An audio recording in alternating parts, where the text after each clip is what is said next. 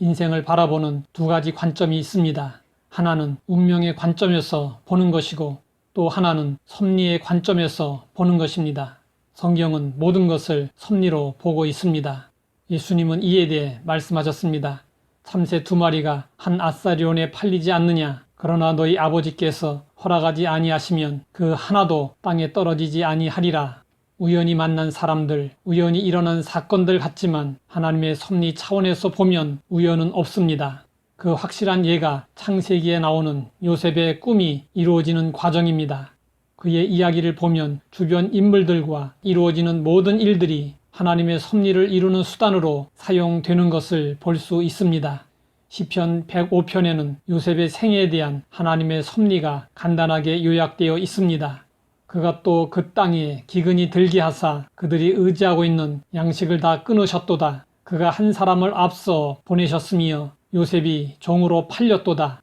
하나님은 장차 닥쳐올 큰 기근을 앞두고 야곱의 가족들을 구원할 자로 요셉을 먼저 애굽으로 보내셨다는 것입니다. 요셉의 생애는 이러한 하나님의 섭리에 의해 하나씩 진행되었습니다. 야곱에게는 4명의 아내가 있었습니다. 야곱은 라헬을 가장 사랑했고 그녀가 낳은 요셉을 가장 사랑했습니다. 하나님은 뜻을 이루시고자 아버지 야곱의 편애를 사용하셨습니다. 야곱의 편애로 인해 요셉은 그의 형들에게 미움을 받았습니다. 하나님은 뜻을 이루시고자 요셉의 형들의 미움을 사용하셨습니다.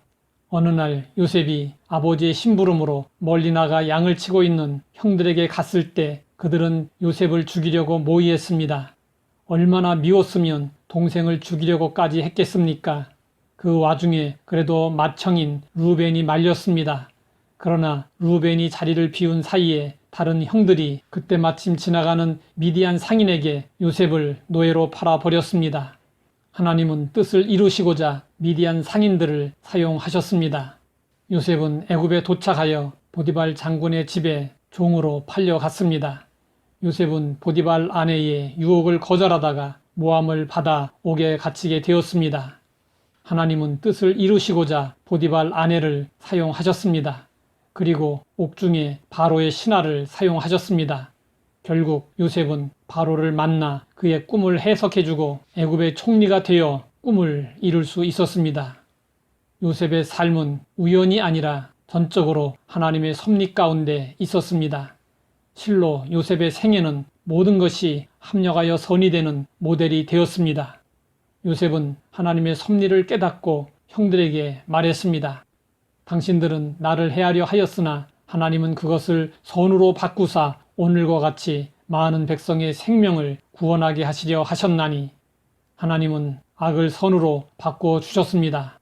만약 요셉이 야곱에게 편애를 받지 않았더라면 형들에게 증오의 대상이 되지 않았을 것이고 형들에게 미움을 받지 않았더라면 또 미디안 상인들이 나타나지 않았더라면 노예로 팔려가지도 않았을 것입니다.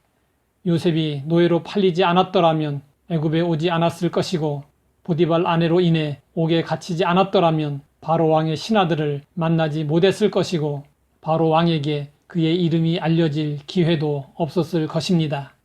요셉의 삶은 장면마다 불행의 연속으로 보였습니다. 그러나 하나님에 의해 결국 선이 되었습니다. 유화가 그렇듯 어느 정도 거리를 두고 보면 제 모습이 드러나 보입니다. 그런데 우리는 눈앞의 것만 보고 경솔하게 판단할 때가 많습니다. 조금 멀리서 볼 수 있어야 합니다. 그래야 하나님의 섭리를 헤아릴 수 있습니다. 인생의 무게를 감당하기 어려울 때 눈앞의 일로 일희일비하지 말아야 합니다. 하나님 아버지, 요셉을 통해 하나님의 섭리를 똑똑히 바라보게 하시니 감사합니다.